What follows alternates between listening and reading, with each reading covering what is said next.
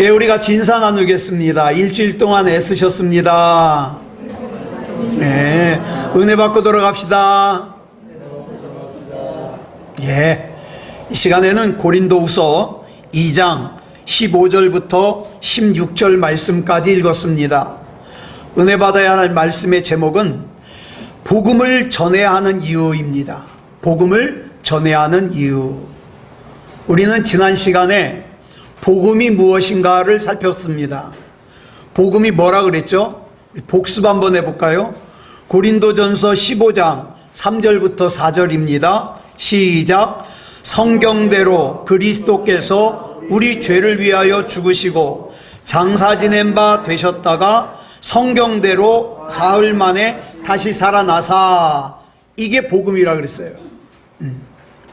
자, 근데 베드로전서 1장 9절을 보니까 우리 믿음의 결국, 즉 믿음의 최종적인 목적이 뭐냐? 구원을 받는 거라 그랬어요. 자, 근데 믿음뿐만 아니라 복음도 마찬가지예요. 복음의 최종적인 목적이 뭐냐? 역시 구원받는 거예요. 여기서 한 걸음 더 나아가면 나만 구원받는 것이 아니라 내 사랑하는 사람들도 구원받게 하는 거예요. 그렇다면 왜 사람들이 이 중요한 영혼 구원의 약속에 감동을 못 받을까요? 예? 왜 감동을 못 받을까요? 제가 이유를 몇 가지 정리해 봤습니다. 첫째 이유, 자기 자신의 상태가 죄악으로 얼마나 비참한 상태인가를 알질 못해서 그래요.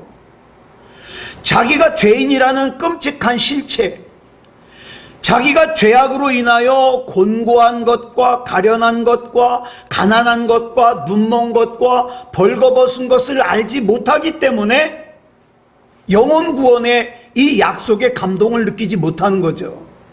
그 다음 두 번째 이유는 뭐냐? 자기가 그대로 죄인의 상태에 있다가 가게 될 지옥이 얼마나 무섭고 참혹한 곳인지를 몰라요. 그리고 그 죄에 대한 하나님의 진노가 얼마나 큰지를 몰라요. 그래서 영혼 구원의 약속에 감동을 느끼지 못하는 거예요.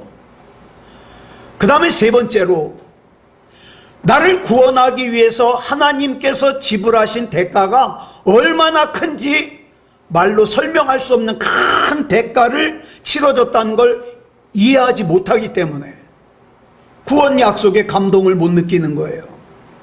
여러분 한번 생각해 보세요. 내가 쓰고 싶은 거 아껴가지고 돈을 100만 원을 만들었어요. 그래가지고 우리 집사람에게 옷을 100만 원짜리를 사줬어요. 굉장히 비싼 옷이죠. 그래가지고 정말 용돈을 이것저것 아껴가지고 100만 원짜리 옷을 사줬는데 우리 집사람이 그 100만 원짜리 옷이 마음에 안 든다고 구석에 처박아 놓고 입지를 않아요. 입지를 않아. 자, 그러면 그 100만 원을 모으기 위해서 정말 애써가지고 그 아끼고 그랬던 것들이 얼마나 속상하겠어요. 나한텐 큰 돈으로 내가 옷 사줬는데. 여러분, 많은 사람들에게 하나님의 구원이 이런 취급을 받는다고요. 성부 하나님께서 저와 여러분을 구원하시려고 독생자 예수 그리스도를 십자가에 내어주시고 예수님께서 십자가를 지실 때 차마 그 광경을 보실 수가 없어서 하늘을 구름으로 가리실 정도로 고통스러워 하셨는데, 그럼에도 불구하고 하나님께서 구원하시려고 예수님을 십자가에 죽게 하시고 부활하게 하시고 구원하셨는데, 그런데 그 예수님의 십자가를 받아들이질 않고 그 십자가를 헛것으로 만들고 예수님을 구주로 영접하지 않고 살다가 지옥으로 가버렸어요. 그러면 하나님의 마음이 어떠시겠어요? 시편 49편 8절을 보니까 저와 여러분의 영혼을 구원하는 값이 얼마나 비싼지 인간으로서는 아무리 발버둥 쳐도 영원히 갚을 수 없는 대가예요. 그래서 그 값을 지불하실 수 있는 분은 오직 하나님뿐이시거든요. 이걸 마태복음 18장에 보면 비유로 이렇게 설명하고 있어요. 1만 달란트 탕감을 받았어요, 빚을. 여러분, 1만 달란트는 어마어마한 거예요. 여러분, 1데나리온이 장정 하루 품삯이거든요. 근데 1만 달란트가 100데나리온, 남자 장정 하루 품삯이 1만 달란트에 60만 분의 1이에요. 한번 계산해 보세요. 하루 일당을 10만 원으로 계산하고 20만 원으로 계산해서 한번 곱해 보세요. 60만 분의 1이거든요. 그런데 자기는 1만 달란트를 탕감받았으면서 어떻게 해요? 자기에게 100데나리온 빚진 사람 용서하지 못해가지고 감옥에 쳐넣었잖아요. 그래서 벌 받았잖아요. 여러분, 이렇게 복음 안에서 자기를 구원하기 위해서 하나님께서 지불하신 대가가 얼마나 가치가 있는지, 얼마나 큰지를 아는 사람은 하나님을 바라보지만 그거를 이해하지 못하는 사람, 그걸 가치를 이해하지 못하고 느끼지 못하는 사람은 하나님의 이 구원 약속에 감동을 느끼지 못한다. 그 다음 네 번째로는 거듭나지 못한 사람은 성경에서 뭐라 그래요? 앞을 못 보는 맹인이래요. 예? 듣지 못하는 귀머거리래요. 영적으로 아무리 복음을 외쳐도 영적인 귀머거리는 듣질 못해요. 감동을 못 받아요. 그래서 하나님의 진리의 복음을 들을 수도 없고 하나님의 선하심을 맛보아 알 수도 없고 그저 내 육체는 움직이니까 이 동물적인 육체의 움직임만 따라서 본능적으로 내 육체를 만족시키기에 급급한 거예요. 그러다 보니까 영혼 구원의 약속에 감동을 못 느끼죠. 그저 세상에서 좀 더 먹자, 좀 더 가지자, 좀 더 돈을 가지자 이런 거에만 관심이 있는 거예요. 그런데 단지 사람들을 갖다가 예배당에 붙들어 놓기 위해서 예수 믿으면 부자가 됩니다. 예수 믿으면 건강합니다. 예수 믿으면 자녀들이 잘 됩니다. 예수 믿으면 형통합니다. 이렇게 듣기 좋은 달콤한 말만 하면은 물론 사람들이 그 말을 듣기 위해서 예배당에 모일 수 있을지 모르지만 그 사람들은 복음을 받아들이는 것이 아니라 뭐예요? 신앙생활이라고 하는 허울 아래 내가 원하는 내 육체의 필요를 채우기 위한 그런 행위이기 때문에 결과적으로는 뭐예요? 영적으로 하나님 앞에 죽어있는 상태에서 변화되지 못한다. 변화되지 못한다. 얼마나 무서운 일입니까? 교회는 다니지만 영적으로 죽어있다. 그런데 사도 바울은 복음을 설명하기를 뭐라고 설명했느냐? 구원을 주시는 하나님의 능력이라고 설명했어요. 그렇기 때문에 저와 여러분이, 제가 자주 말씀드리는 게, 저와 여러분은 사람 판단 못해요. 아, 이 사람은 싹수가 노래, 이 사람은 구원받기 틀렸어. 그건 저와 여러분이 판단할 일이 아니에요. 왜? 구원은 하나님이 주시는 능력이니까. 누구도 구원받을 수 있어요. 그러면 사도 바울은 왜, 어떤 의미로 이런 말을 했을까? 복음이 제공하는 구원은요, 다양하지만 크게 세 가지로 정리할 수 있어요. 첫째, 복음은요, 정죄함에서 우리를 구원합니다. 두 번째, 죄의 권세에서 우리를 구원합니다. 세 번째, 죄의 부패한 영향력에서 우리를 구원합니다.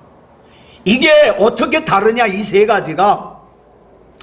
이 주제들은 시간적으로 과거, 현재, 미래를 전개하고 있어요.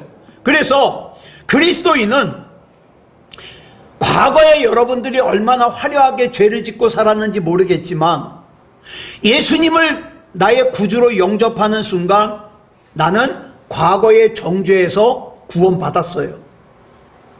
예. 그럼 현재는요? 현재는 내가 예수 그리스도를 구주로 영접하고 구원받았기 때문에 현재의 죄의 권세에서도 나는 구원을 받으며 살고 있어요. 그럼 미래는요? 여러분, 죄는요 영향력이 강해요. 어떤 사람이 죄를 지면요, 옆에 있는 사람들도 영향을 받기 쉬워요. 그런데 그 죄의 부패한 영향력에서 앞으로 우리가 살아가면서 받아야 될 죄의 영향력에서 우리를 지켜준다 이 말이에요. 예? 그리스도인답게, 하나님의 자녀답게. 그런데 이런 구원의 영광에 이르기 위해서 우리에게 열쇠가 필요해요. 그러면 그 열쇠가 뭐냐? 나는 예수 그리스도를 나의 구주로 믿는다. 이 고백이에요. 이 고백. 예. 여러분, 요한복음 1장 12절 잘 아시죠? 예수님의 이름을 믿는 사람은 예수님을 구주로 맞아들이는 사람이라고 기록하고 있어요. 그리고 예수님을 구주로 맞아들이는 사람은 구원을 받은 하나님의 자녀라고 그랬어요. 하나님의 자녀. 이걸 사도 바울이 갈라디아서 2장 16절에서 좀 더 자세하게 설명하거든요. 이렇게 설명해요. 시작. 사람이 의롭게 되는 것은 율법의 행위로 말미암음이 아니요 오직 예수 그리스도를 믿음으로 말미암는 줄 알므로 우리도 그리스도 예수를 믿나니 이는 우리가 율법의 행위로서가 아니고 그리스도를 믿음으로써 의롭다함을 얻으려 함이라. 율법의 행위로서는 의롭다함을 얻을 육체가 없느니라. 여러분, 예수 그리스도 아니면 여러분 아무리 착하게 살아도 구원 못 받아요. 여기서 말씀하시는 사람의 행위로 구원받을 수 없는 근본적인 이유가 뭐냐? 사람에게는요, 저와 여러분에게는요, 구원을 받기 위해서 내세울 만한 행위가 없어요. 없어요. 아유, 우리 집은 신앙생활 4대째인데 그거 가지고 구원 못 받아요. 내가 직분이 목사인데 그거 가지고 구원 못 받아요. 로마서 3장 23절에 보면 굉장히 어마어마한 말씀을 기록하고 있어요. 모든 사람이, 이 지구상에 있는 모든 사람이 죄를 범하였기 때문에 구원받아 하나님의 영광에 이를 수가 없다. 한 사람도. 응? 이런 자기의 상태를 아는 사람만이 비로소 어떻게 해요? 하나님을 찾죠. 그렇기 때문에 구원은 오직 믿음으로서만 얻을 수 있어요. 그런데 우린 여기서 말하는 믿음이 뭔가를 확실하게 알아야 돼요. 믿음이 뭐예요? 여러분, 믿음이 뭡니까? 많은 사람들이 착각하기를 나는 하나님 살아계신 거 믿어. 그러니까 난 믿음이 있어. 나는 예수님이라는 분 믿어. 그러니까 나는 믿음이 있어. 착각을 해요. 그런데 야고보서 2장 19절에 보니까 기가 막힌 말씀을 해요. 귀신들도 하나님이 한 분이신 줄 알아요. 믿어요. 네? 하나님이 살아계신 거 믿어요. 그래서 무서워서 떨어요. 자, 그런데 여러분 중에 그러면 귀신에게도 구원받을 만한 믿음이 있구나 이렇게 생각하시는 분 있어요? 없어요. 없어. 즉 하나님이 살아계시다는 것을 아는 것은 믿음이 아니에요. 그냥 아는 거예요. 아는 거예요. 이걸 믿음이라고 착각하면 안 돼요. 로마서 4장 21절을 보니까 믿음을 설명하기를 회개한 죄인이, 예수님을 구주로 영접한 죄인이 하나님께서 약속하신 것을, 약속하신 구원을 능히 나에게 이루실 것을 확신하는 것이 믿음이라고 설명하고 있어요. 이게 믿음의 본질입니다. 저와 여러분은 내가 지은 죄를 회개하기만 하면 하나님께서 약속하신 대로 반드시 나를 구원하시고 그 다음에 하나님의 약속하신 그 모든 것들을 우리에게 주신다는 것을 확신하시기 바랍니다. 이게 믿음이에요.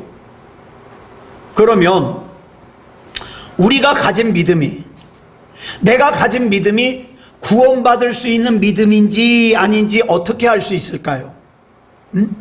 구원받을 수 있는 믿음인지 아닌지 어떻게 알 수 있을까요?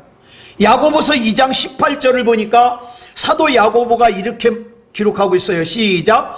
어떤 사람은 말하기를 너는 믿음이 있고 나는 행함이 있으니 행함이 없는 내 믿음을 내게 보이라. 나는 행함으로 내 믿음을 내게 보이리라 하더라. 어떤 사람은 이 말씀을 가지고 사도 야고보가 행위로 구원을 받는다고 강조한다 이렇게 얘기를 해요. 그 뜻 아니에요. 이 말씀 잘못 오해하는 거예요. 사도 야고보는요, 행위로 구원을 받는다는 걸 강조하는 게 아니라, 잘 들으세요. 참된 믿음을 가진 사람은, 진짜 믿음을 가진 사람은 반드시 그 믿음에 따르는 참된 행위를 한다 이 말이에요. 다시 말해서 구원받을 수 있는 믿음을 가진 사람은 구원받을 수 있는 믿음을 가진 사람답게 산다.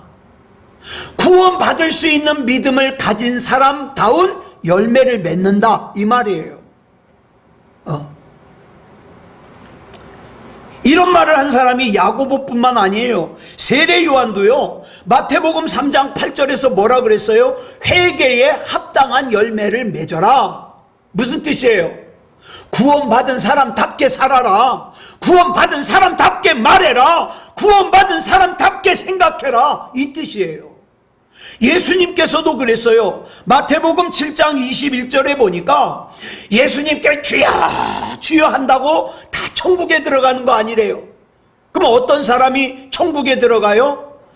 하늘에 계신 내 아버지의 뜻대로 행하는 자라야. 여러분, 여기서 아버지의 뜻대로 행하는 게 뭐예요?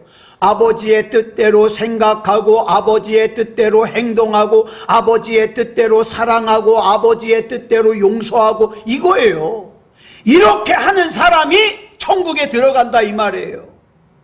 그리고 바울이요, 고린도후서 13장 5절에서 뭐라 그랬냐면, 줄친 것만 읽어볼까요? 시작. 너희는 믿음 안에 있는가 너희 자신을 시험하고 너희 자신을 확증하라. 너 입으로만 구원받았다고 얘기하지 말고 네가 가지고 있는 믿음이 진짜 구원받을 만한 믿음인가 시험하고 믿음 안에서 진짜 믿음인지 증명하라 이 말이에요. 증명하라. 이렇게 저와 여러분이 삶의 열매를 맺는 것이 중요해요. 왜냐하면 삶의 열매가 구원받을 만한 믿음의 증거이기 때문에 그래요. 그러니까 여러분 한번 생각해 보세요. 내가 지난 일주일 동안 말한 거, 행동한 거, 생각한 거, 이게 진짜 구원받은 사람답게 내가 했나? 한번 생각해 보세요. 그러면 답이 나오죠. 네. 내 삶의 열매로 봤을 때 나는 구원받을 수 있는 믿음인가? 생각해 봐야죠. 네. 말로는 하나님을 안대요. 말로는 하나님을 믿는데요. 말로는 자기에게 믿음이 있대요. 그런데 행동으로 보면 도무지 저 사람은 구원받을 만한 믿음이 아닌 것 같아. 도저히 저 사람은 진짜 그리스도인이 아닌 것 같아. 그런 사람에 대해서 디도서 1장 16절에서 뭐라 그랬는지 아세요? 행위로 하나님을 부정하는 사람이래요. 얼마나 무섭습니까? 나는 믿음이 좋다고 생각했는데 내 행위로 하나님을 부정하며 사는 거예요. 그리고 그런 사람을 뭐라 그래요? 가증한 자. 가증한 자. 여러분, 가증하다는 말이 성경에 자주 나오죠? 무슨 뜻이냐면 괘씸하고 얄밉다는 거예요. 뭐가 괘씸해요? 진짜 믿음도 아니면서 믿음인 척하는 게 괘씸한 거예요. 구원받을 만한 믿음도 아닌데 구원받을 만한 믿음인 척하는 게 얄미운 거예요. 그게 가증스러운 거예요. 그러면 앞에 말들을 정리를 하면 우리에게 구원받을 만한 믿음이 있다면 그 구원받을 만한 믿음의 신앙 고백을 우리 삶을 통하여 증명해야 된다. 어렵죠? 여러분, 진짜 신앙생활은 절대 쉽지 않아요. 쉽지 않아. 그렇기 때문에 제가 다른 사람이 믿음이 있다 없다 저는 판단할 자격이 없어요. 그래서 판단하면 안 되지만 솔직히 어떤 사람이 행동하는 걸 가만히 보면 속으로 저 사람은 구원받을 만한 믿음이 맞아, 구원받을 만한 믿음이 아닌 것 같아, 이 짐작은 돼요. 짐작은 돼요. 자, 우린 여기서 아주 중요한 거 하나 정리하고 넘어가자고요. 여러분, 예수 그리스도의 복음이 누구나에게 다 좋은 게 아니에요. 여러분, 시험을 자, 2주 후에 시험 본다? 그러면 시험 공부 잘하고 열심히 한 사람은 그 시험이 기대가 돼요. 왜?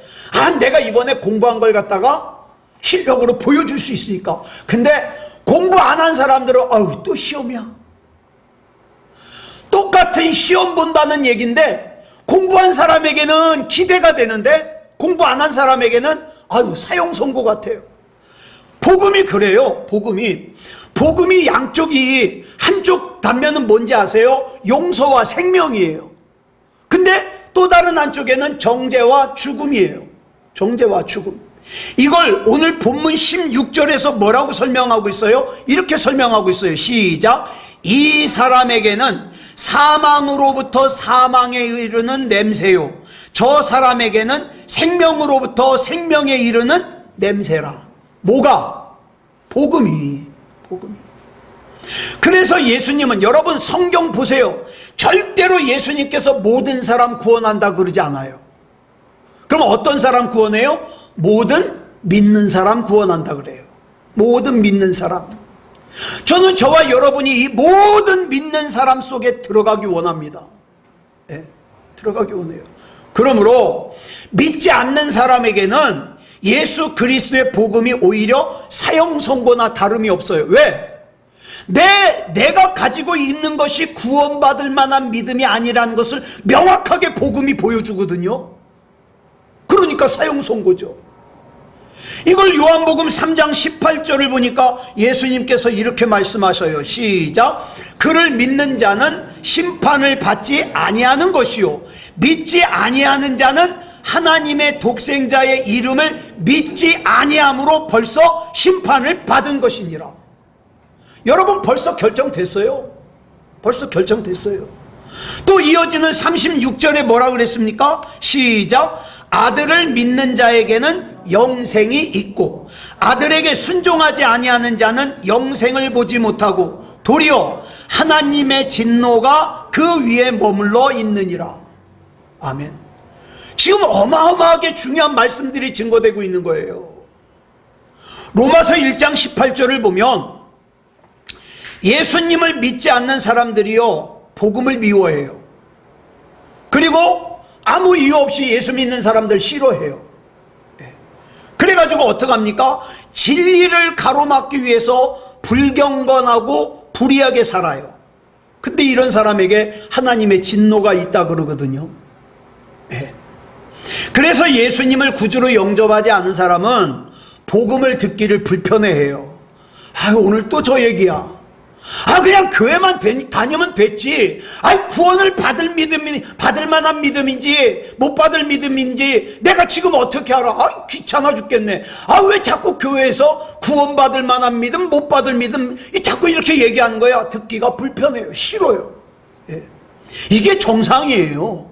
이게 싫어하는 것이 정상이고 묵살하는 것이 정상이고, 나 빨리 교회 문 나가자마자 까먹어버릴래. 이게 정상이에요. 정상.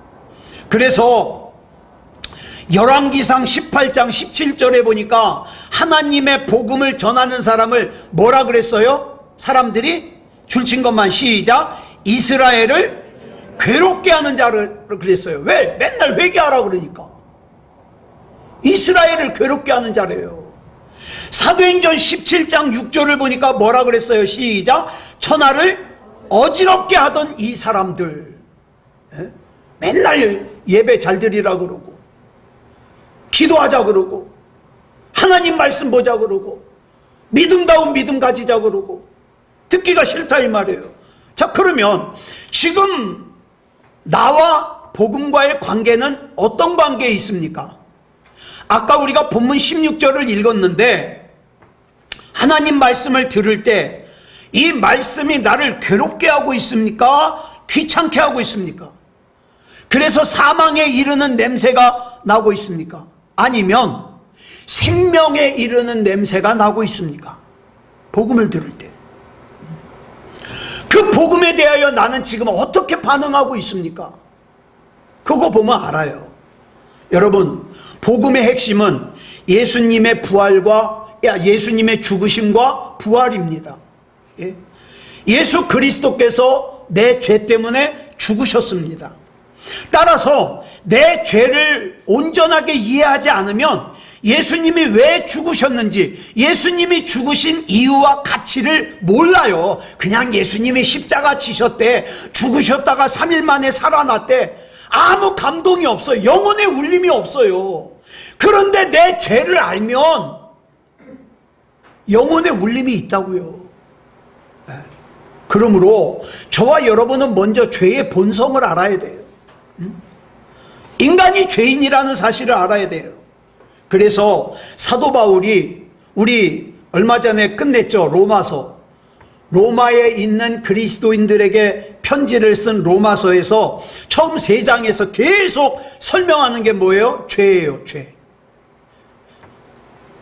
하여튼 로마서를 읽어보면요, 이 사도 바울이 자기가 가지고 있는 모든 신앙적인 지식과 모든 성경적인 지식을 총동원해서 죄를 설명해요.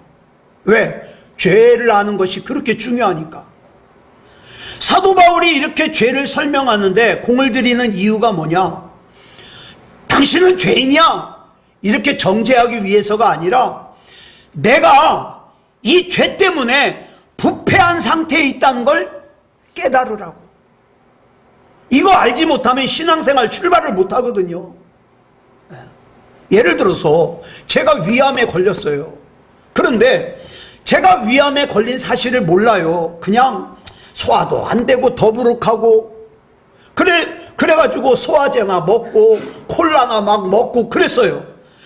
근데 자꾸 안 좋아가지고 좀 힘들어하고 있는데 누가 오더니, 우리 박원문 집사님이 오더니 저보고, 목사님, 위암에는요 이 약이 좋대요. 소화가 조금 안 됐는데 나보고 위암에 이 약이 좋대요. 그래서 제가 짜증을 확 내죠. 집사님, 난 위암 환자도 아닌데 무슨 위암약이에요? 짜증을 내겠죠. 제가 정말 안 좋아가지고 병원에 가서 진찰을 했더니 위암 초기입니다 그러는 거예요. 병원에서 위암 진단을 받는 순간 어때요? 전에는 위암에 좋은 약이라고 집사님이 나한테 권해주면 짜증을 냈는데, 그 다음부터는 나에게 위암에 좋은 약이라 그러면 고마운 거예요. 감사한 거예요. 예. 여러분, 자기가 얼마나 큰 죄인이라는 사실을 깨닫는 사람만이 예수 그리스도께서 나에게 행하신 구속의 은혜가 크고 대단한 것을 이해를 하죠. 그걸 모르니까 무시하는 거예요. 그걸 모르니까 하찮은 거예요. 이걸 깨닫는 사람만이 예수님을 구주로 영접하고 구원을 받을 수 있기 때문에 바울이 이렇게 죄를 자세하게 설명하는 거예요. 그래서 사도 바울은 이렇게 중요한 복음을 이방인들에게 전해가지고 그 이방인들이 구원을 받게 하는 일에 자기가 전제로 드려짐을 마다하지 않는다 그랬어요. 전제는 뭐냐면 제사를 드릴 때 언약궤 위에다가 제물이 있잖아요. 피를 뿌렸잖아요. 거기다가 제사를 마무리하면서 포도주를 부어요. 제사를 마무리한다는 뜻이죠. 포도주를 탁 부어요. 그러니까 바울이 전제로 드려진다는 건 내가 저 이방인들이 구원받는 일이라면 내 온 인생이 그 포도주와 같이 부어줘도 나 마다하지 않겠다, 거절하지 않겠다, 이 뜻이에요. 그만큼 이방인들의 구원을 원한다. 심지어 유대인들이 구원받을 수만 있다면 내 이름이 생명책에 지워져서 내가 지옥에 가도 나 기쁘게 감수하겠다. 이 정도로 유대인들이 구원받는 걸 원했다 이 말이에요. 그러므로 사도 바울이 이렇게 이해하기 불편한, 여러분, 너도 나도 내가 죄인이라는 얘기 꺼내는 건 정말 불편한 일이에요. 근데 이 불편한 얘기를 끄집어내서 장황하게 설명하는 이유는 의사가 환자의 질병을 진료하기 위해서 먼저 환자의 상태를 정확하게 진단을 내려야 되는 것처럼, 그걸 진단 제대로 하지 않고 방치해 놓으면 병이 더 심해지잖아요. 우리 영혼도 그래요. 제대로 진단하지 않고 방치하면 심각해져요. 그와 같은 거라고 할 수 있죠. 그러면 이제 우리가 복음을 어떤 방향으로 전해야 되느냐? 설교를 듣는 사람들, 또 전도를 내가 할 때 내가 전도하는 것을 듣는 사람을 진짜로 사랑한다면, 또 그 사람을 진짜로 불쌍히 여긴다면 그 사람의 죄를 솔직하게 하나님 앞에 드러내놓고 회개할 수 있게끔 이끌어줘야 돼요. 예. 쉽지 않아요, 여러분. 전도 교회 가자고 말하는 것도 어려운데, 예? 예수 믿자고 말하기도 어려운데 그 사람의 죄를 끄집어내서 회개까지 이르게 한다, 쉬운 일이 아니에요. 자기가 중환병에 걸렸다는 사실을 알지 못하는 사람은 의사에게 도움을 구하지 않아요. 그러니까 예수 믿고 구원받자 그러면은 듣기 싫어하고 귀찮아하고 짜증내고 그러는 거예요. 모르니까. 그런데 자기의 죄로 인하여 멸망의 길을 가고 그 멸망의 길 끝에는 그 무섭고 참혹한 지옥이 기다리고, 내가 지금 죄로부터 돌이키지 않으면 나는 구원받을 수 없다는 걸 깨닫는다면 예수 그리스도가 얼마나 소중하겠냐는 거죠. 그래서 예수님께서 우리에게 성령님을 보내주신 이유를 요한복음 16장 8절로 11절에서 이렇게 설명하십니다. 시작. 그가 와서 죄에 대하여 의에 대하여 심판에 대하여 세상을 책망하시리라. 죄에 대하여라 함은 그들이 나를 믿지 아니하며, 의에 대하여라 함은 내가 아버지께로 가니 너희가 다시 나를 보지 못하며, 심판에 대하여라 함은 이 세상 임금이 심판을 받았음이라. 예수님께서는 사람들에게 죄가 뭔지, 의가 뭔지, 심판이 뭔지를 깨닫게 해 주시려고 성령님을 보내주신 거예요. 다시 말해서 사람들의 죄를 밝히 끄집어내서 회개하게 하는 것이 성령님이 하시는 일이에요. 그러니까 내 죄는 보이지 않고 다른 사람 죄만 보인다? 성령 못 받았을 가능성이 큰 거죠. 예수님께서는 사람들에게 이렇게 죄와 의와 심판을 깨닫길 원하셔요. 데살로니가전서 5장 3절을 보면 사람들이 그래요. 평안하다, 평안하다. 아유, 지금 예수님 재림하실 리 없어. 안전해. 그럴 때, 아유, 지금 나는 세상과 짝해서 살아도 괜찮아. 아직은 뭐 괜찮, 시간 많아. 요럴 때 임신한 여자에게 해산의 고통이 갑자기 닥치는 것처럼 멸망이 그에게 이른다. 이렇게 설명하고 있어요. 그래서 이 말씀의 뜻이 뭐냐? 못 피한다 이 말이에요.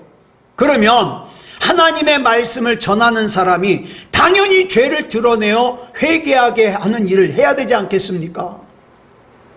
구원받을 만한 믿음이 없는 사람에게 그냥 듣기 좋으라고 당신은 천국 갈 거야, 당신 그 가족들 가운데, 친척들 가운데 누가 돌아가셨는데 그 사람 당연히 천국 갔을 거라고 듣기 좋으라고 하는 그 말에 속지 마세요.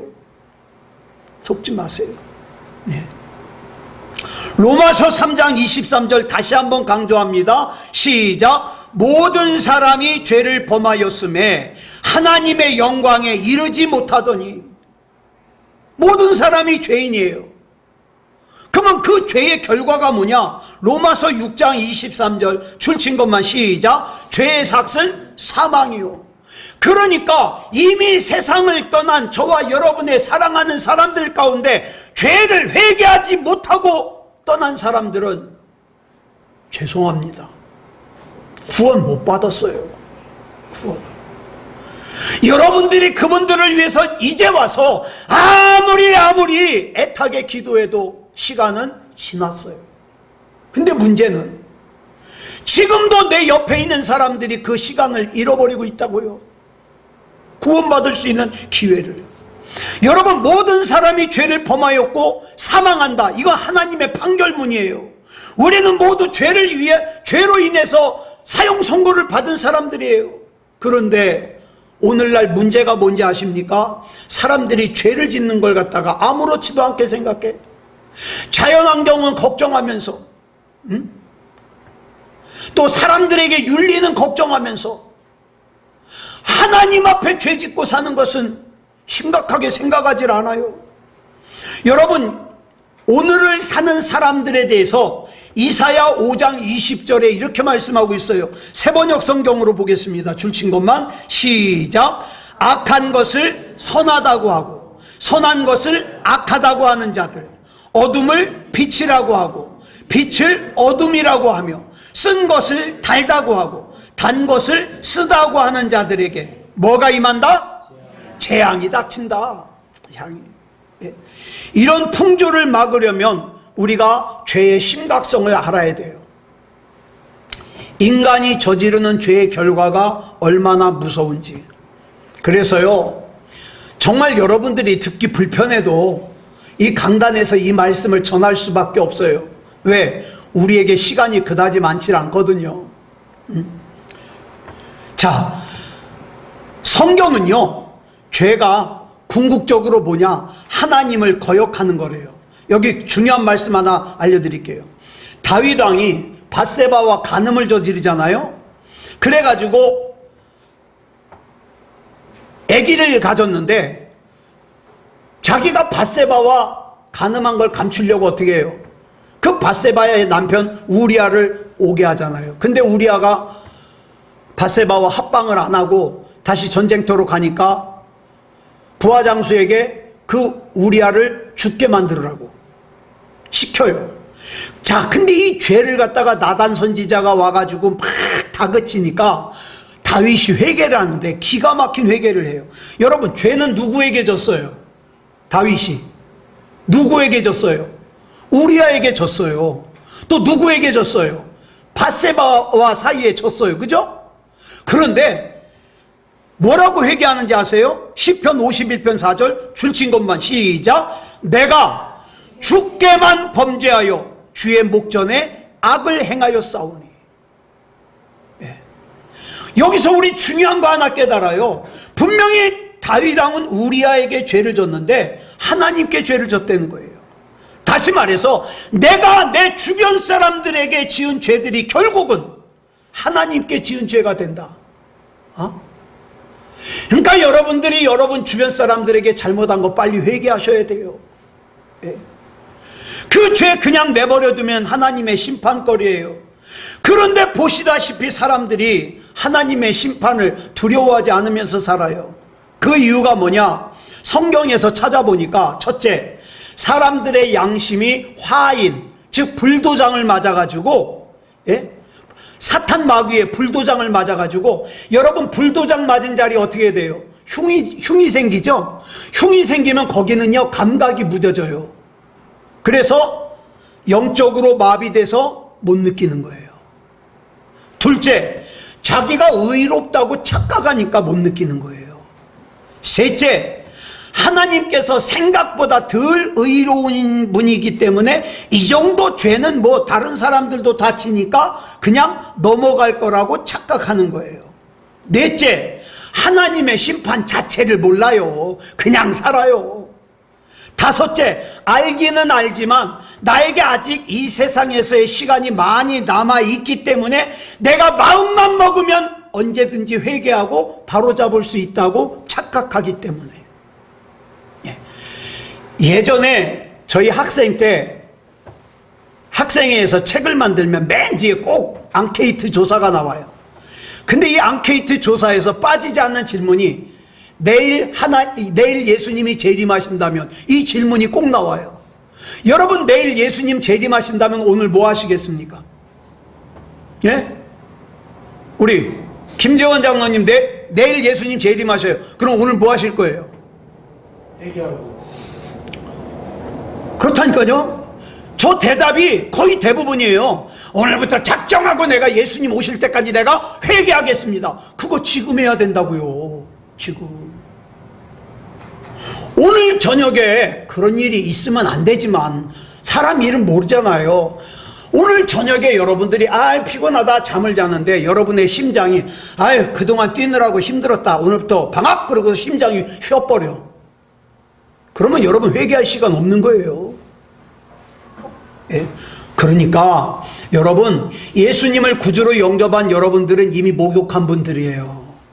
그러니까 매일매일 같이 발닦자고요. 하나님, 근데 왜 나도 내 자신을 잘 모르겠어요. 내가 왜 그랬는지 용서해 주세요. 발닦자고요. 더 답답한 사람은 어떤 사람인지 아세요? 자기가 죄 짓는 거 알아. 자기가 이렇게 하면 안 된다는 거 알아. 근데 예수 그리스도와의 관계마저 단절됐기 때문에 그냥 살아요. 이 엄청나게 미련한 사람이죠. 당연히 100% 지옥에 가죠.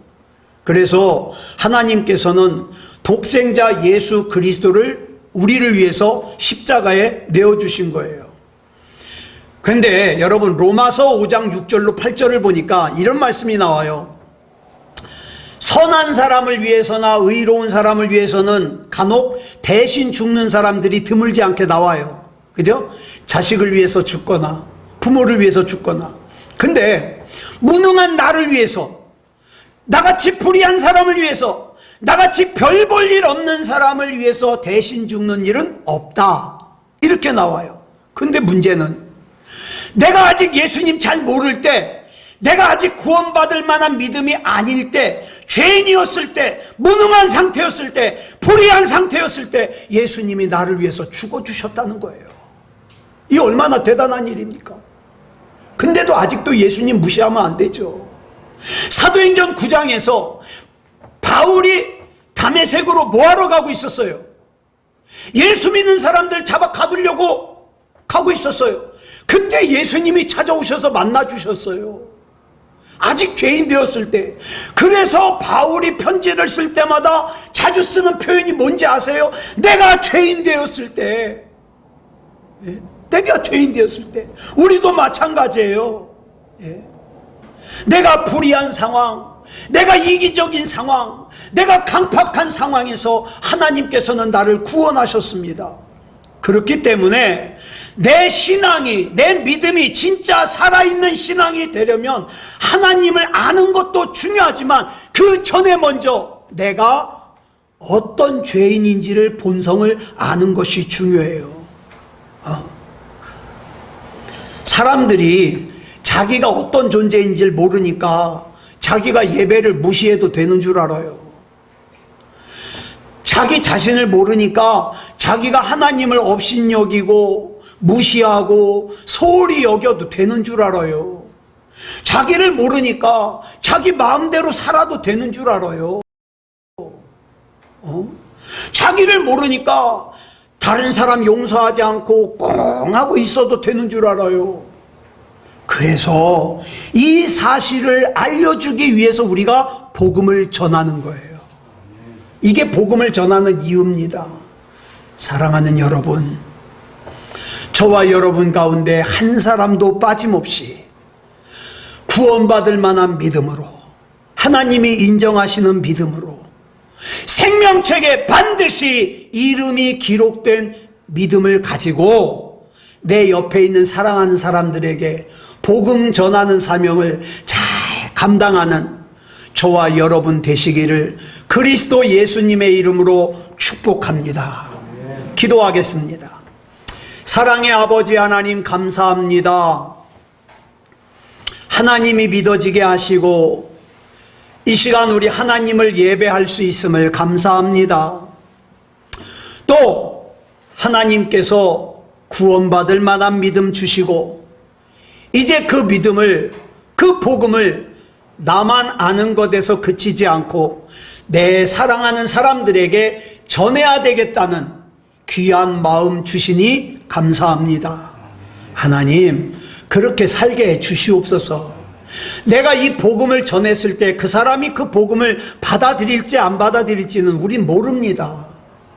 우리는 그저 돌문을 엽니다. 그 사람의 죽은 심령은 나사로를 살리듯이 주님께서 살려주시옵소서. 우리가 그저 위에서 기도하고 그저 복음을 전할 때 생명의 역사가 나타나게 하시고 한 사람이라도 더 구원받을 만한 믿음을 가질 수 있도록 인도해 주시옵소서. 모든 것을 우리 주님 앞에 맡겨드리오며 그리스도 예수님의 이름으로 간절히 기도드려 싸움나이다. 아멘.